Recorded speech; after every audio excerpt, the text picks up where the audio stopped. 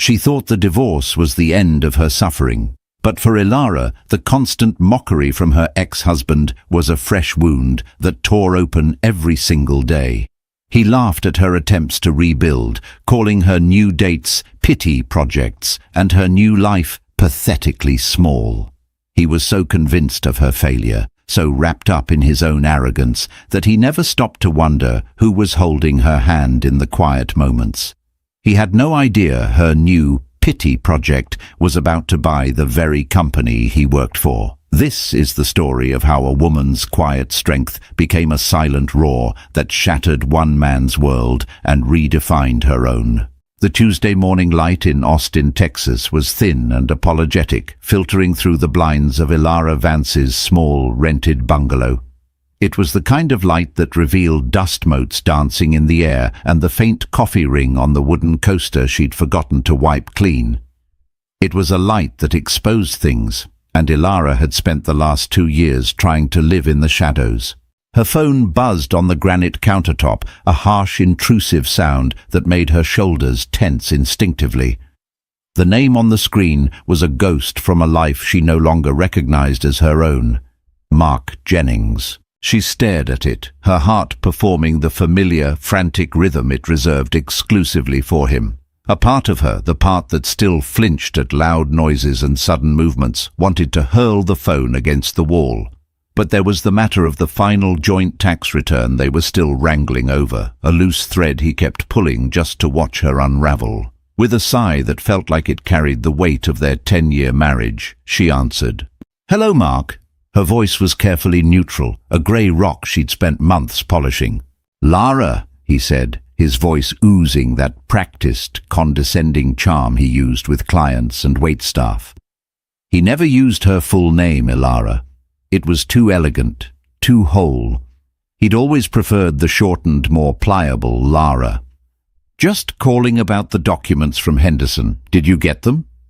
"They came yesterday. I'll sign them and send them back by the end of the day," she said, already moving toward her small home office. "Get it done. Get off the phone."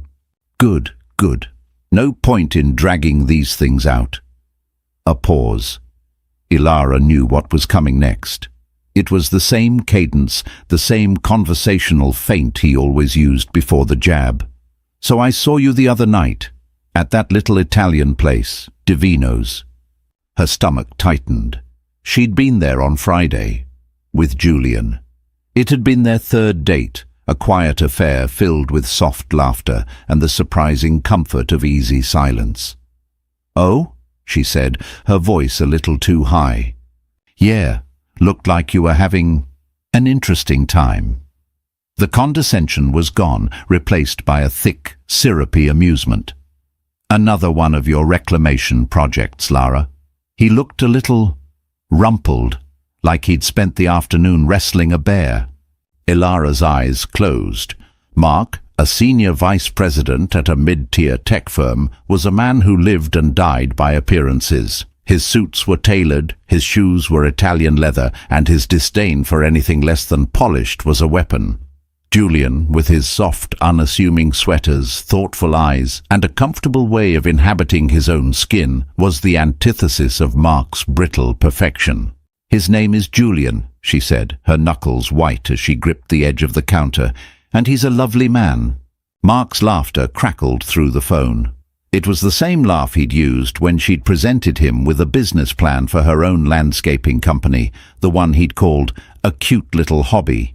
It was the same laugh he'd used when she'd cried after her father's funeral, telling her she was being overly dramatic.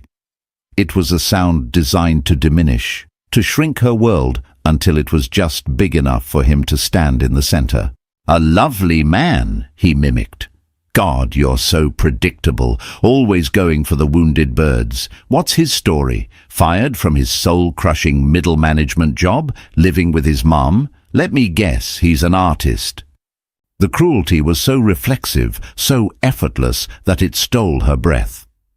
During their marriage, he had systematically dismantled her confidence, convincing her that her empathy was a weakness, a fatal flaw that made her a target for losers and mediocrities.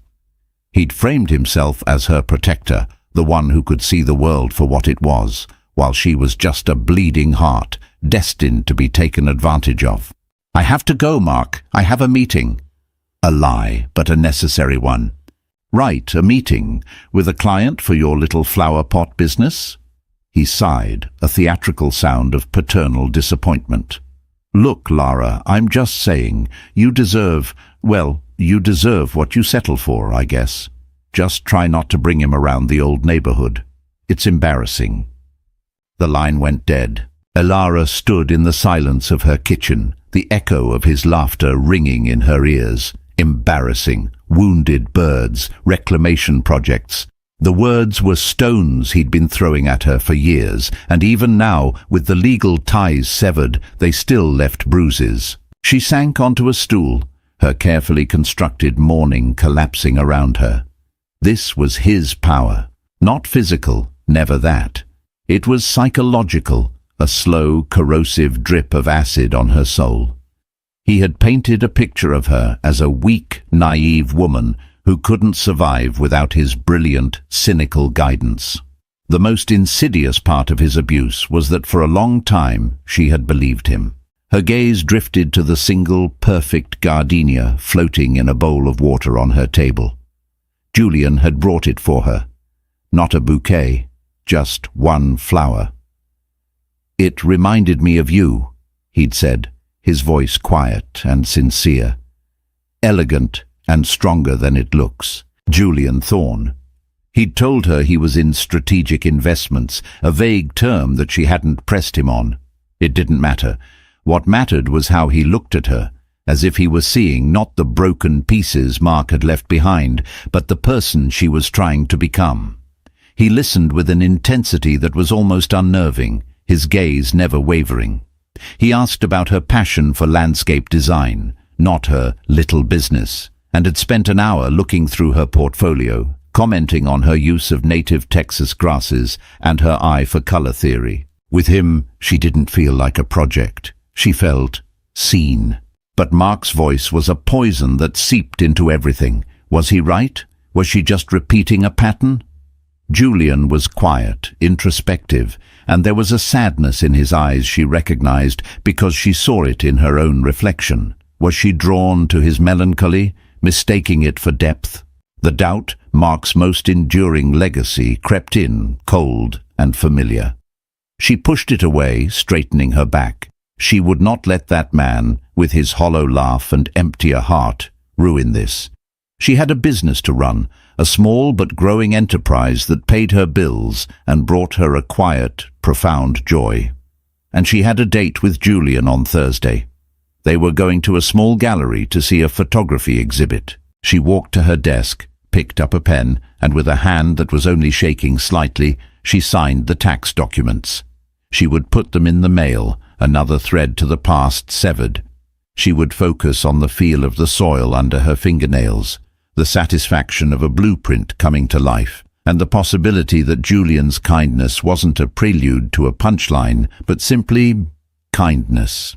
But as she sealed the envelope, the echo of Mark's laughter remained, a ghost in the sunlit room, daring her to be happy.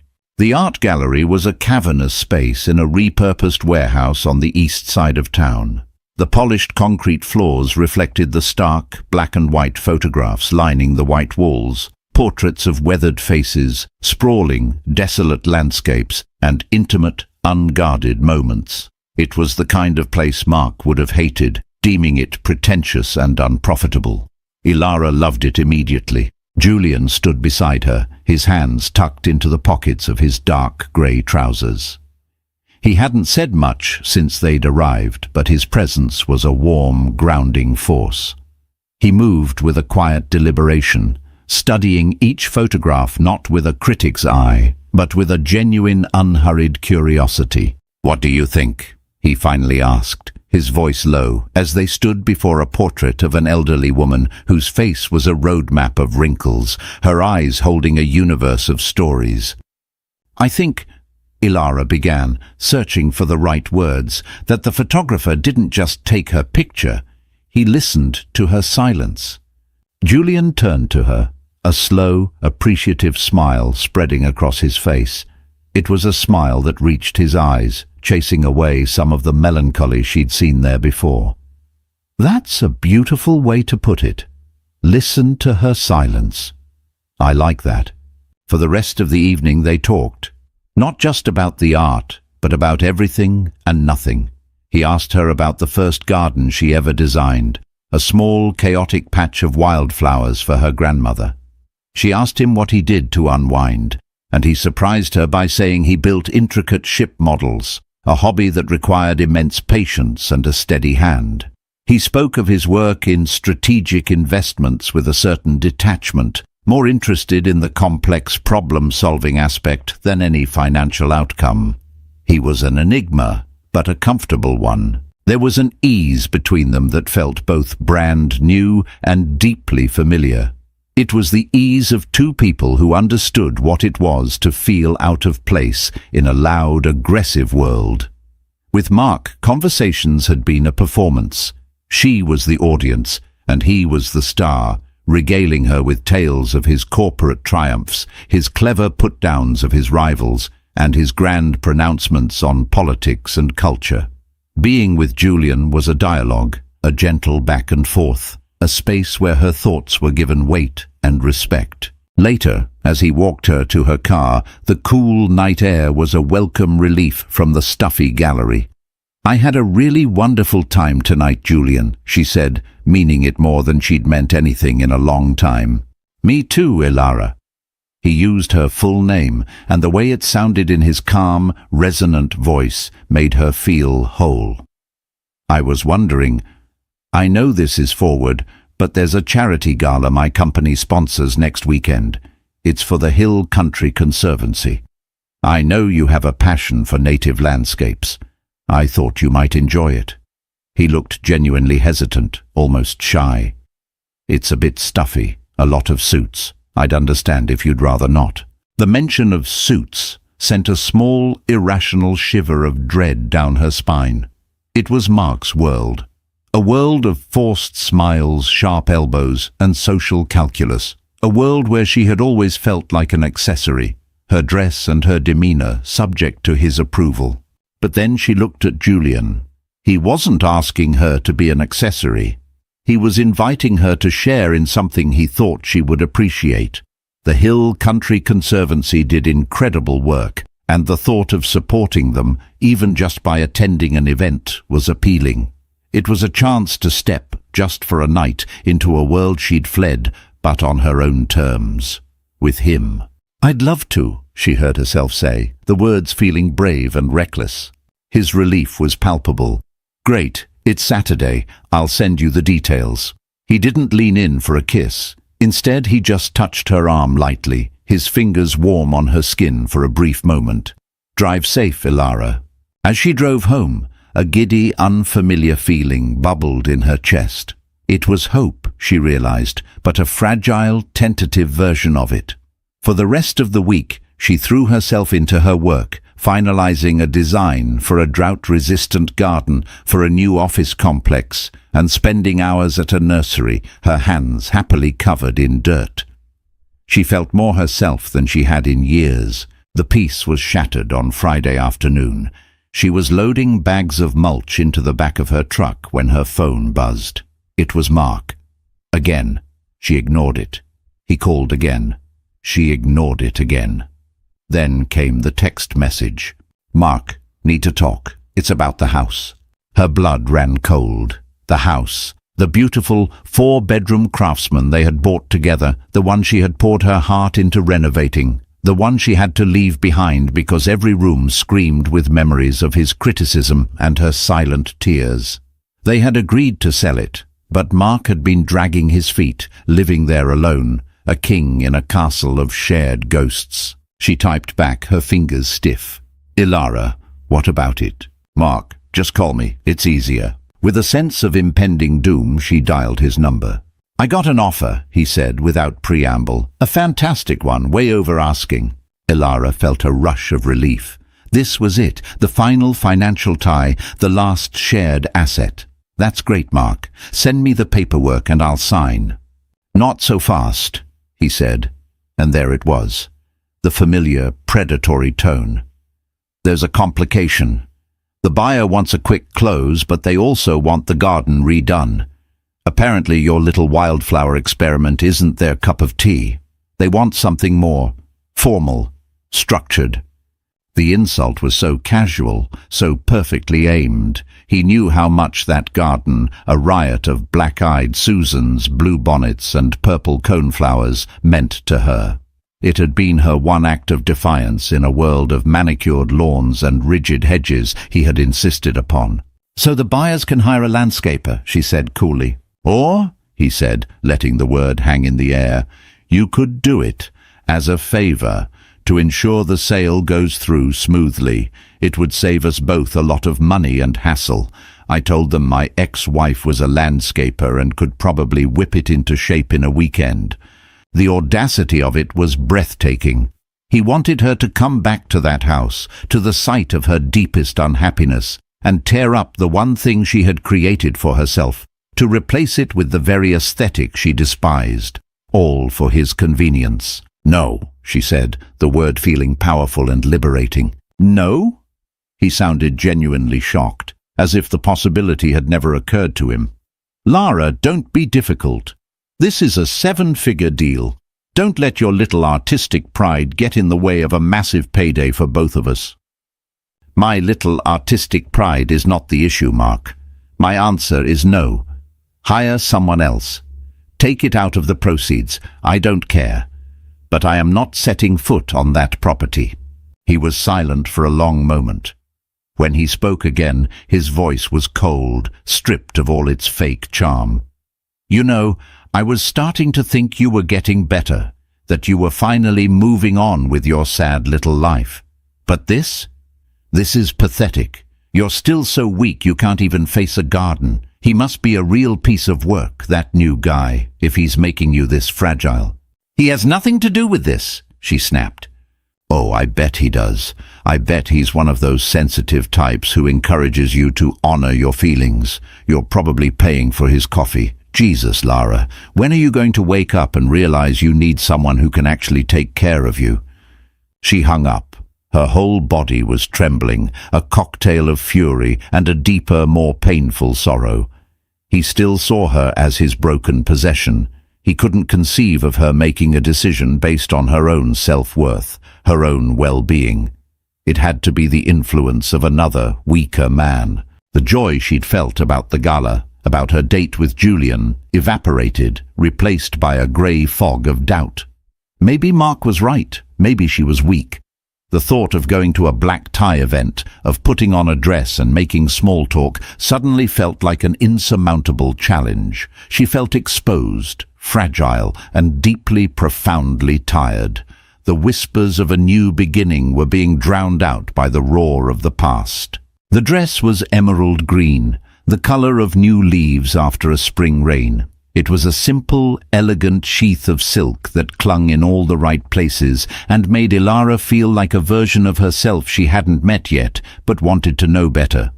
She had bought it in a fit of defiance after the call with Mark, an act of rebellion against the grey fog he had tried to pull over her. Staring at her reflection, she saw not a fragile, broken woman, but someone poised. The doubt was still there, a low hum beneath the surface. But for the first time, another feeling was singing a higher, clearer note: determination. Julian arrived precisely at 7, looking so handsome in a classic black tuxedo that it momentarily took her breath away. He didn't just look like he belonged in it. He looked comfortable, at ease. He held a small box in his hands. "You look breathtaking, Ilara," he said, his eyes filled with a sincere admiration that felt like a balm on her bruised confidence. "You're not so bad yourself, Thorne," she replied, a playful smile touching her lips. I brought you something," he said, his shyness returning as he handed her the box. "It's probably silly, but when I saw it, I thought of you." Inside, nestled on a bed of black velvet, was a delicate silver necklace. The pendant was a tiny, intricately detailed gardenia, its petals perfectly rendered. It was a mirror of the single flower he had given her on their first date. It was the most thoughtful gift she had ever received. "Julian, it's beautiful," she whispered, her throat tight with emotion. "I don't know what to say." "You don't have to say anything," he smiled gently. "May I?" She turned, lifting her hair as he fastened the delicate chain around her neck. His fingers were warm and steady, and for a fleeting moment she leaned back slightly, absorbing the quiet strength that emanated from him. When she faced him again, the silver gardenia rested in the hollow of her throat, a cool, solid promise. The venue for the gala was the Arista, a sprawling modern hotel downtown with floor-to-ceiling windows that offered a glittering panorama of the Austin skyline. The ballroom was a sea of black ties and designer gowns. Champagne flutes clinked, and the low roar of conversation filled the air. It was exactly the kind of scene that used to fill Ilara with a paralyzing anxiety. Tonight, however, was different. With Julian by her side, she felt insulated. He was a calm anchor in the swirling tide of people. He introduced her to a few colleagues, a warm older couple who worked for the Conservancy and a young, energetic tech innovator. He introduced her simply as my friend Ilara Vance, but the way he said my friend was filled with a gentle possessiveness that made her feel cherished, not owned.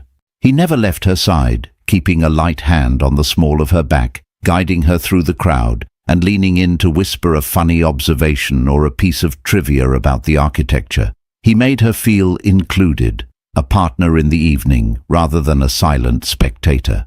About an hour in, while Julian was getting them fresh glasses of champagne, Ilara stood near one of the large windows, looking out at the city lights. "Well, well, well, look what the cat dragged in." The voice, thick with malice and surprise, cut through the noise of the party. Ilara froze, her entire body going rigid. She didn't have to turn around. She knew that voice better than her own. Mark. She composed herself, taking a slow, deliberate breath before turning to face him. He was standing there with a woman on his arm, a blonde with a dress that was a little too tight and a smile that didn't reach her eyes. Mark's own eyes, however, were wide with a kind of predatory glee. He was looking her up and down, his gaze lingering on the simple elegance of her dress, a flicker of something. Was it shock, confusion, in their depths? "Mark," she said, her voice a flat, cool stone. "What are you doing here?" "My company bought a table. Have to network. You know how it is." He gestured dismissively at the opulence around them. "I'm more surprised to see you here. This seems a little above your usual pay grade. Did your sad-eyed artist friend win the lottery?" The insult was so predictable, so quintessentially Mark, that it almost didn't land. Almost. "I'm here as a guest," she said simply, refusing to take the bait. "A guest?" He laughed, the ugly sound she hated so much. "Right. Who'd you manage to sucker into a ticket? Don't tell me it's the guy from the Italian place, the rumpled one. Is he here? I'd love to meet the man who encourages you to throw away perfectly good real estate deals." His date was looking back and forth between them, her plastered smile starting to falter. Ilara could feel the eyes of people nearby starting to turn in their direction. He was making a scene, and he was enjoying it. He was asserting his dominance, reminding her of her place in his world, even if they no longer shared one. The old Ilara would have shrunk, she would have stammered an excuse, flushed with shame, and fled. But as she looked at Mark, at his perfectly tailored suit and his perfectly coiffed hair, she didn't see a powerful man. She saw a bully, a small, insecure man who had to tear others down to feel tall. And she saw the silver gardenia resting against her skin, stronger than it looks. "My date is getting us drinks," she said, her voice steady and clear, carrying easily over the din. "And for the record, Mark, my decisions are my own. They have nothing to do with him, and they certainly have nothing to do with you." It was the first time she had ever spoken to him with such unequivocal finality. A crack appeared in his smug facade. His smile tightened at the corners. He wasn't used to this Ilara. This Ilara wasn't playing her part. Still so defensive, he scoffed, trying to regain control. Some things never change. You're right, she said, and she gave him a small, pitying smile. Some things don't. Just then, Julian returned, 2 champagne flutes in his hands. He stopped short when he saw Mark, his calm demeanor instantly registering the tension in the air. He looked from Mark's sneering face to Ilara's composed one. Everything okay here? He asked, his eyes on Ilara, his voice a low thrum of concern. Mark's gaze slid over to Julian. He took in the well-cut tuxedo, the quiet confidence, the way he stood so naturally beside Ilara. Mark's eyes narrowed, performing a swift, brutal calculus of status and threat. This was not the rumpled, sad-eyed man he had imagined. This was something else, but he still couldn't place him. Just catching up with my ex-wife, Mark said, turning his charm on Julian, extending a hand. Mark Jennings, I don't think we've been introduced. Julian passed a flute to Ilara, his fingers brushing hers before shaking Mark's hand. The handshake was brief, firm. Julian Thorne. The name meant nothing to Mark. It was just a name. He relaxed, his arrogance flooding back in. He'd sized Julian up and found him wanting. Just another handsome face in a rented tux, trying to punch above his weight. Julian Thorne, Mark repeated, a smirk playing on his lips. He turned his attention back to Ilara, his voice dripping with mock sincerity. Well, Lara, you certainly clean up nice, and so does your friend. You two have fun tonight. Don't spend all your money in one place. With a final dismissive wink, he steered his date away, melting back into the crowd. The confrontation left Ilara trembling, but not with fear. It was adrenaline. For the first time, she hadn't just survived an encounter with Mark. She had won. She hadn't screamed or cried. She had simply stood her ground, calm and resolute. She had refused to be diminished. Are you all right? Julian asked, his voice pulling her back from the brink. She looked at him, at the genuine worry in his eyes, and a wave of gratitude washed over her. I'm fine, she said, and was surprised to find that it was the truth. Better than fine, actually. He didn't press her for details. He simply nodded, his presence a silent statement of support. Good, he said, because I was about to ask you to dance. As he led her to the dance floor, she felt the last of the tension drain away. The ghost of Mark's laughter was still there, but it was fainter now, a distant echo in a room filled with music, and the steady, reassuring beat of a new and better heart. The crack in Mark's facade was nothing compared to the one that had just opened up in the walls she'd built around herself. Through it, light was pouring in. The rest of the evening passed in a haze of quiet joy for Ilara. She danced with Julian, she listened to the speeches about land conservation with genuine interest, and she even found herself engaging in easy conversation with the people at their table. She felt present, whole, and blissfully free from the shadow of her ex-husband. Mark, for his part, kept his distance. Ilara caught his eye once or twice from across the ballroom. He was watching her, his expression a mixture of confusion and irritation, like a scientist observing an experiment that had gone inexplicably wrong. He couldn't understand why his barbs hadn't worked, why she wasn't cowering in a corner. The sight of her laughing with Julian, looking radiant and confident, was a deep, personal affront to the narrative he had constructed about her. The keynote speaker of the evening was a man named Robert Sterling, the chairman of the board for the Hill Country Conservancy and, as the program noted, the recently retired CEO of Sterling Financial Group. He was a distinguished, silver-haired man with a powerful voice and an easy charisma. As he concluded his speech, he raised his glass. And finally, he boomed, I want to extend a personal thank you to the man whose vision and incredible generosity made tonight possible. His company has been our title sponsor for 5 years running, and his personal commitment to preserving the beauty of Texas is truly unmatched. Ladies and gentlemen, please join me in a round of applause for the CEO of Thorne Industries, my friend, Mr. Julian Thorne. A spotlight swiveled from the stage and landed directly on their table. Ilara's mind went blank. The entire ballroom erupted in applause, and every head turned towards them, towards Julian. He gave her a small, almost apologetic smile, squeezed her hand under the table, and then rose to his feet. He gave a gracious nod to the room and a warm smile to Robert Sterling, the picture of understated power and humility. Ilara just sat there, frozen, the champagne flute halfway to her lips. Thorn Industries. The name was vaguely familiar, a corporate giant she'd probably seen on the side of a downtown skyscraper or read about in the business section of the paper.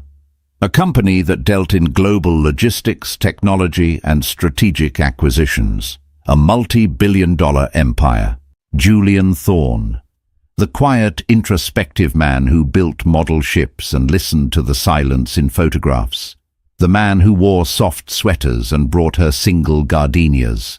That Julian Thorn was the Julian Thorn. A dizzying, vertiginous wave of shock washed over her. It wasn't about the money, not really. It was about the sheer scale of the reality she had just stumbled into. She had been so focused on her own small world, on her own internal battles, that she had never even thought to Google his name. He had told her he was in strategic investments, and in his world, that was the simple, unadorned truth. The CEO of Thorn Industries was, indeed, in strategic investments. As Julian sat back down, the applause fading, he turned to her, his expression searching and a little anxious. "I should have told you," he said, his voice low, meant only for her. "I didn't want it to be a thing between us."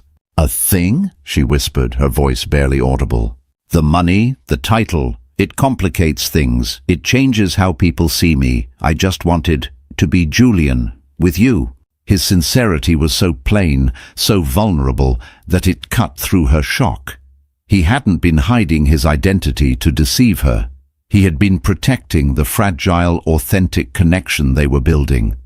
He had given her the gift of seeing him without the blinding glare of his wealth, and she suddenly understood how precious that was. And then her gaze was involuntarily drawn across the room.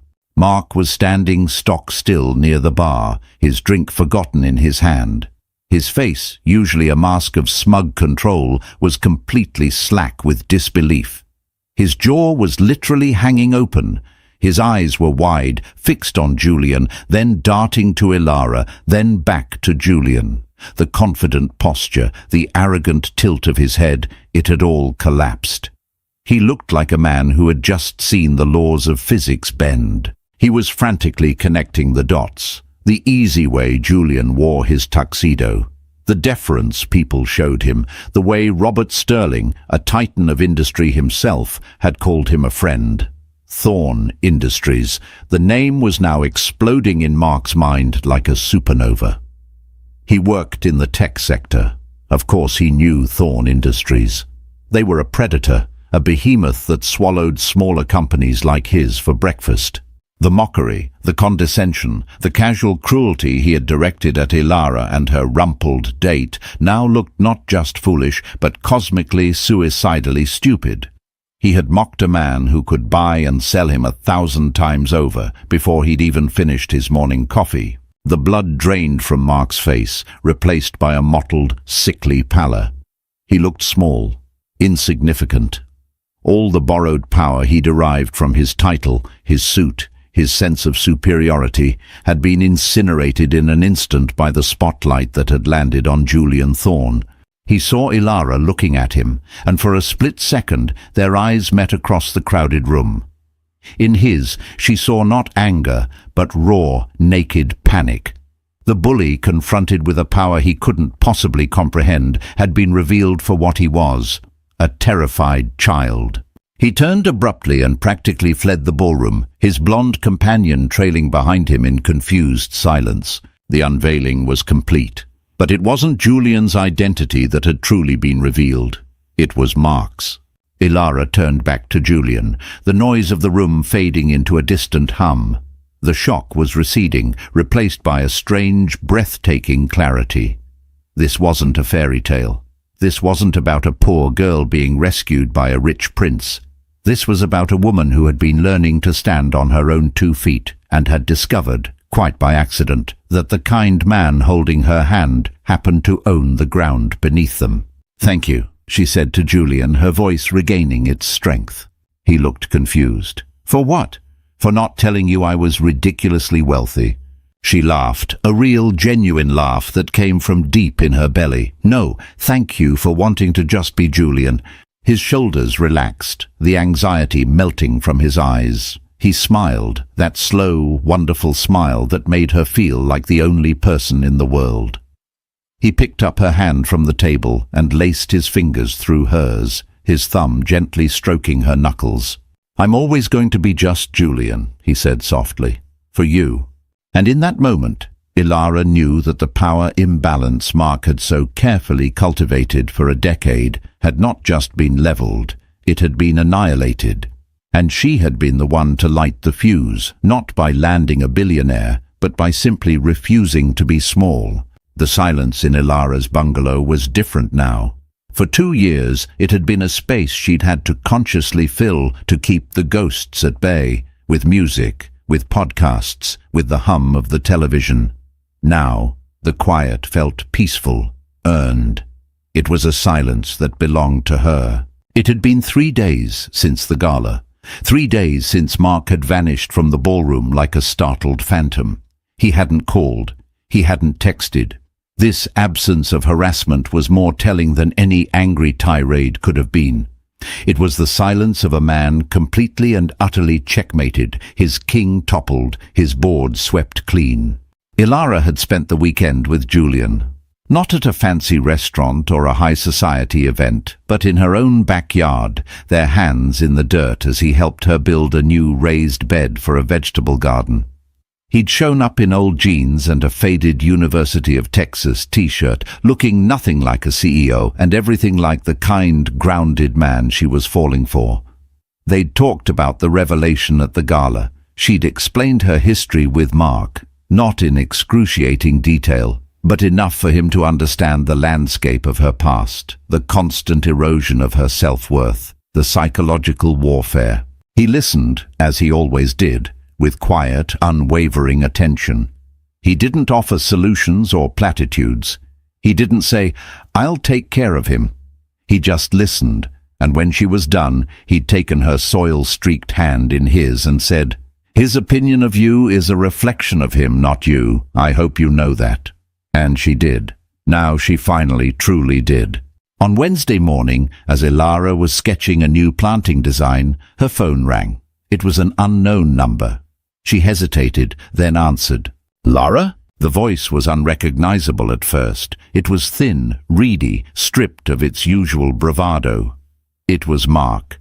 "Hello, Mark," she said, her own voice calm, betraying none of the surprise she felt. "Hi, I know I haven't called." He sounded like a teenager asking for his allowance. The power, the swagger, the corrosive charm, it was all gone. "Is there something you need?" she asked, keeping her tone professional, distant. I wanted to apologize," he stammered. "For the other night, at the gala. I was a complete ass, out of line, totally." Ilara leaned back in her chair, stunned. In 10 years of marriage and 2 years of divorce, she had never once heard him apologize for anything. He was physically incapable of admitting fault. His ego was a fortress with no doors. "Okay," she said slowly, waiting for the other shoe to drop. "And for other stuff too," he continued, gaining a bit of pathetic momentum. "I was under a lot of stress with the divorce. And work. I said things I didn't mean." A bitter laugh escaped her before she could stop it. "You meant every word, Mark." He fell silent. He had no defense against the simple truth. This wasn't a conversation between equals anymore. The power had shifted so completely, so seismically, that he was left scrabbling for purchase on a sheer cliff face. "Listen," he said, his voice dropping to a conspiratorial whisper. "This guy you're seeing, Julian Thorne, he's a serious guy, a major player. Does he know about us? About our history?" And there it was, the real reason for his call. Fear. Raw, professional, existential fear. His small tech firm, Innovex Solutions, was exactly the kind of company Thorne Industries acquired and gutted for its intellectual property. Mark Jennings, a senior VP, would be nothing more than a line item on a spreadsheet, easily deleted. He was terrified that Ilara would whisper a word in Julian's ear, recounting a decade of emotional abuse, and that Julian, in an act of chivalry, would crush his career like a gnat. "What Julian does or doesn't know is none of your concern," Ilara said coldly. No, please, Lara, you have to understand," he pleaded, the desperation raw and undisguised. "My whole career is on the line here. My company does business in the same circles. A word from a guy like him could blackball me forever, everything I've worked for." "Everything you've worked for," she thought. "What about what you tried to destroy?" An ugly, tempting thought surfaced. The ultimate revenge. She could, with a single conversation, bring his world crashing down around him. She could make him pay for every sneer, every condescending laugh, every sleepless night she'd spent believing she was worthless. The power was hers. It was a heady, dizzying feeling. But as she looked around her quiet, sunlit office, at the beautiful designs she had created, at the life she had built for herself out of the rubble of their marriage, she realized something profound. She didn't want it. Revenge was Mark's game. It was a game of destruction, of tearing things down. She was a builder. She created things, gardens, beautiful spaces, a new life. To use her newfound position to destroy him would be to drag his darkness into her light. It would be a victory, but it would be a hollow one, leaving her tainted by the very poison she had worked so hard to purge from her system. "You don't have to worry, Mark," she said, and the words were not for him, but for herself. They were a declaration of her own character, her own values. "I'm not going to say anything to Julian about you or your career. My life with him has nothing to do with my life with you." The relief in his exhale was a pathetic, gusting sound. "Oh, God, Lara, thank you. I owe you, I really do. Anything you need, the house, the sale, it's all yours, whatever you want." The groveling was nauseating. He was trying to buy her silence, to turn her act of grace into a transaction, because that was the only language he understood. "I don't want anything from you, Mark," she said, her voice filled with a weariness that went bone deep. "Not anymore. I just want you to leave me alone. For good. Don't call me. Don't text me. Our lawyers can handle the final paperwork on the house. We have nothing left to say to each other." This was her desperate gambit, not to ruin him, but to finally, completely erase him from her life. "Of course," he said quickly, "whatever you want. Done. Goodbye, Mark." She ended the call and blocked his number. She sat there for a long time, the silence of the room pressing in on her. She had been given the ultimate power over the man who had tormented her, and she had chosen not to use it. She had chosen peace over war, grace over vengeance. It didn't feel like a victory. It didn't feel like a defeat. It felt like freedom. The final heavy chain linking her to her past had rusted through and fallen away, not with a triumphant crash, but with a quiet, decisive click. She was untethered. She was her own, and that was a power no amount of money or influence could ever buy. A week later, Ilara received an email from her lawyer. Mark had agreed to all her terms regarding the sale of the house. He had accepted the offer, hired a premium landscaping firm at his own expense to handle the garden redesign, and had instructed his attorney that all future communication was to go through official channels only. It was over. The efficiency and finality of it were staggering. But Ilara knew there was one last thing she had to do, not for him, and not even for her future with Julian. It was for the woman she had been, the one who had cried herself to sleep in that house so many times. She needed to close the door herself, not just have the lawyers lock it behind her. She sent him one last text from her work phone, a number he wouldn't have blocked. "Ilara, I need to pick up the last of my things from the house, the garden statues, Sunday at 2 p.m. Please be there." he replied almost instantly. "Mark, of course, I'll be there." When Sunday arrived, the sky was a brilliant, cloudless blue. Ilara drove her truck into her old neighborhood, a place of manicured lawns and identical, oversized houses. It felt like a foreign country. As she pulled into the driveway of what was once her home, she saw Mark standing on the porch. He looked diminished. He wasn't wearing one of his power suits, but a pair of slacks and a polo shirt that seemed to hang off his frame.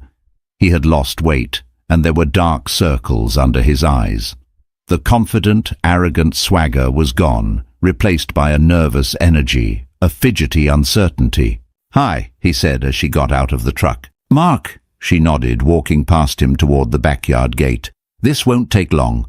The backyard was already in chaos. The landscaping firm he'd hired had begun their work. Her beautiful wild garden was gone. The coneflowers and black-eyed Susans had been torn out, leaving behind raw, upturned soil. In their place were stark geometric lines drawn with chalk, marking out where rigid boxwood hedges would soon be planted. It was a sterile, soulless design, and it was a perfect metaphor for him. Her statues, a collection of whimsical, moss-covered gargoyles and sprites she'd collected over the years, were huddled together on the patio, looking like displaced refugees. "I can help you load them," he offered, his voice hesitant. "I can manage," she said, easily lifting the first, a heavy stone dragon, and carrying it toward her truck. She worked in silence, moving back and forth, her body strong and capable from her own physical labor. Mark just stood there, watching her, a helpless, awkward spectator in the dismantling of their shared past. When the last statue was loaded, she closed the tailgate with a satisfying thud and turned to face him. "All right, I'm done," she said. "Lara, wait," he said, taking a step toward her. "Can we just talk for a minute?" She leaned against the side of her truck, crossing her arms. She wasn't afraid of him anymore. She felt nothing but a profound, weary pity. "What is there to talk about, Mark?" "I get it now," he said, his eyes pleading. "Okay, I get it. I screwed up, big time. I see you with him, and you look happy. You do, and he's everything. Rich, powerful. I get why you'd choose that." Ilara stared at him, a slow, cold anger building in her chest. Even now, even after everything, he still thought this was about the money. He still thought her happiness was something that had been bestowed upon her by a powerful man. He was utterly, pathologically incapable of seeing her worth as separate from a man's validation. "You really don't get it at all, do you?" she said, her voice quiet, but sharper than a shard of glass.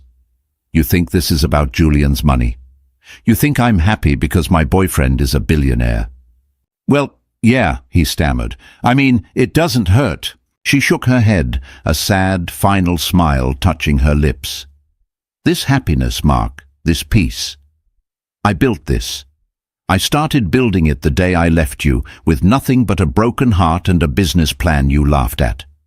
I built it with every garden I designed, every client I earned, every morning I got up and chose to believe in myself when you had taught me to believe in nothing." She took a step closer, and for the first time he was the one who flinched. "Julian didn't rescue me. He didn't come into my life and wave a magic wand. He came into my life and saw the woman I was already becoming. He doesn't love me because he has to fix me. He loves me because I'm not broken." She let the words sink in, watching the confusion and dawning horror on his face as he began, perhaps for the first time in his life, to understand the true magnitude of what he had lost. It wasn't a meek, dependent woman who had lucked into a fortune. It was a strong, resilient and capable person who he had systematically tried and failed to destroy. "The real joke, Mark, the truly hilarious part of all of this, isn't that my boyfriend is a CEO," she continued, her voice unwavering. "It's that you had a front-row seat to my life for 10 years, and you never saw me at all. You just saw a reflection of your own insecurities, and now you have to live with that. You have to live in a world where you are no longer the most important man in the room. I can't imagine how terrifying that must be for you." He had no answer. His face was a canvas of shame, regret, and a dawning, terrible loneliness. The echo of his own laughter was finally, truly haunting him.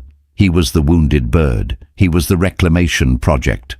And he was utterly, hopelessly alone. "Goodbye, Mark," Ilara said again, the words holding their final definitive weight. She got into her truck, started the engine, and didn't look back. As she drove away from the house for the last time, she felt no anger, no sadness, no lingering sense of loss. She felt only the lightness of leaving a great weight behind. The road ahead was open, bathed in the brilliant cloudless blue of the afternoon sun, and for the first time she was driving toward a future that was entirely, beautifully her own. The statues found a new home scattered throughout Ilara's own garden, their mossy stone faces peeking out from behind ferns and Texas sage. They looked happier here, more at home than they ever had in the sterile perfection of Mark's backyard. The little bungalow, once a temporary refuge, now felt like a permanent sanctuary. That evening, Julian came over. He didn't call first. He just appeared at her door with 2 containers of her favorite Thai food and a bottle of wine. This had become their new normal, an easy, comfortable rhythm that didn't require planning or pretense. He found her on the back porch, sketching in a notebook, the setting sun casting long golden shadows across the lawn. He set the food down and wrapped his arms around her from behind, resting his chin on her shoulder and looking down at the intricate drawing of a perennial border. "It's beautiful," he murmured, his voice a warm rumble against her ear.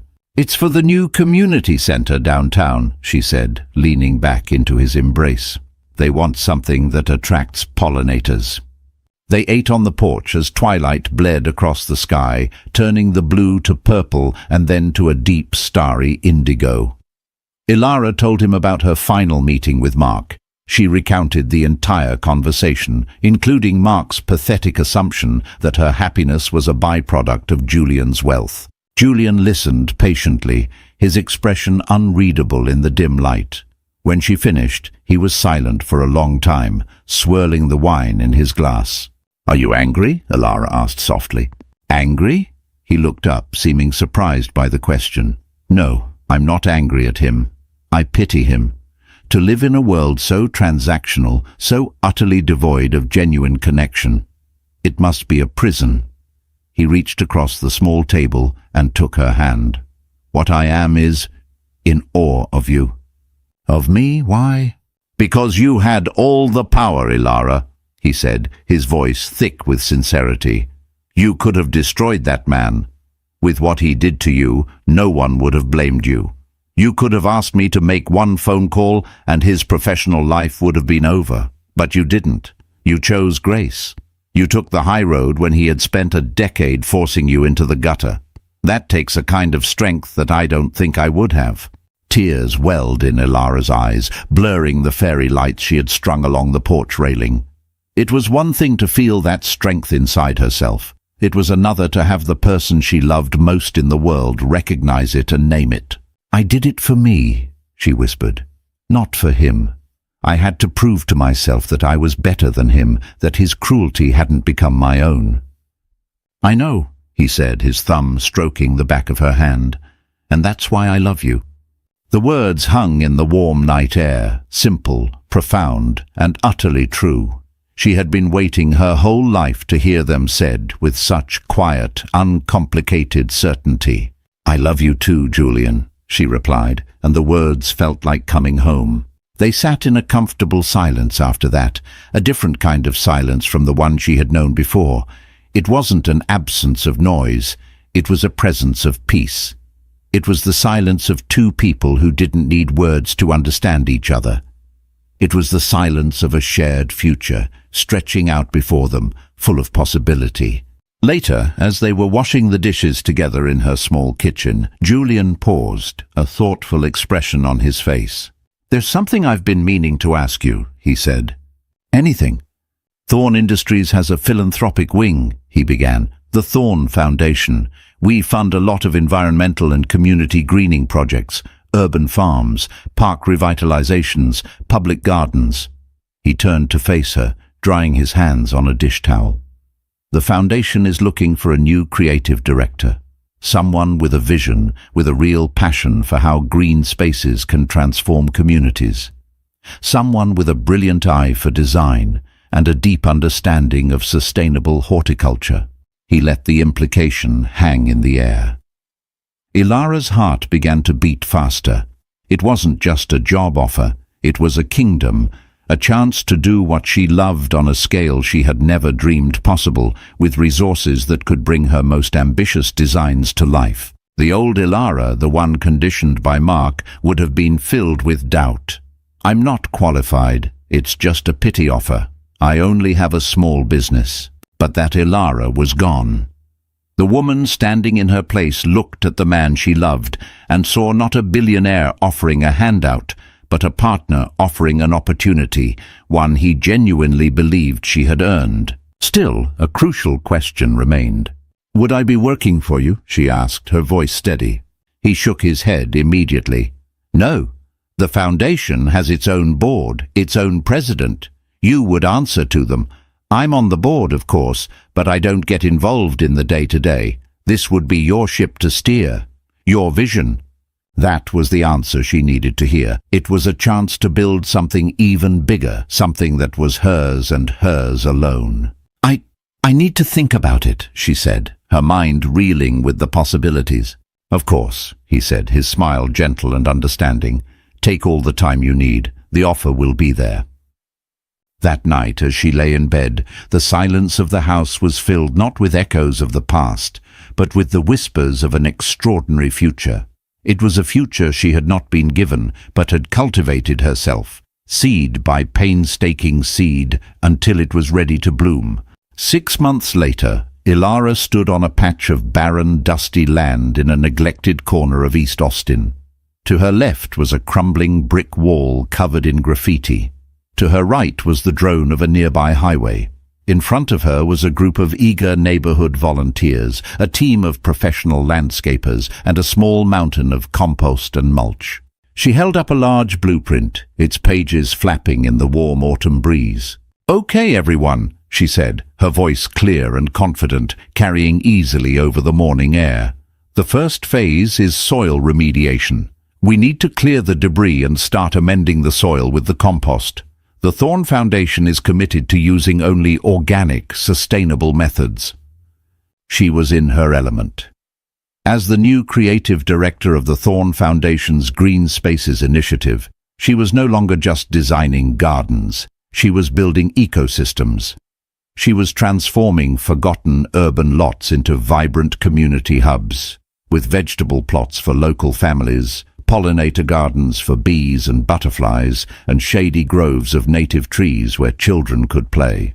Her own small business was now thriving under the management of a talented young horticulturist she had hired, taking on select residential projects while Ilara focused on the bigger picture.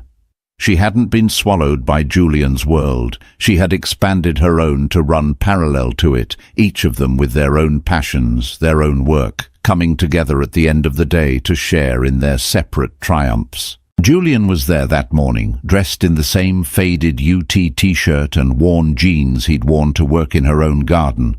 He wasn't there as the CEO of Thorn Industries.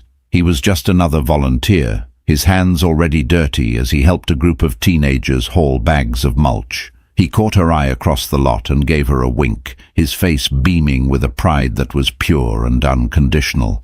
Their love had settled into a beautiful, steady rhythm. It was a love built not on grand gestures or dramatic rescues, but on shared values, mutual respect, and the quiet joy of watching each other shine. Later that afternoon, after the workday was done, Ilara sat on the tailgate of her truck, sipping a bottle of water and watching the sun begin to set, painting the sky in fiery strokes of orange and pink. The empty lot already looked different, imbued with the energy of hope and hard work.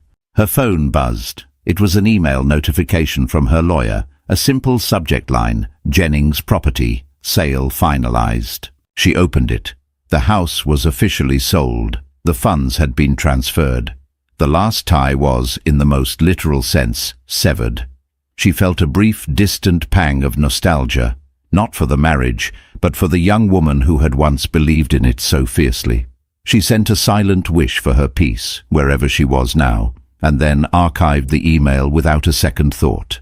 She had heard through the grapevine that Mark had been moved to a different department at his company after a corporate restructuring. It was a lateral move, a demotion in all but name, pushing him out of the spotlight and into a quiet, irrelevant corner of the org chart. He was no longer a player.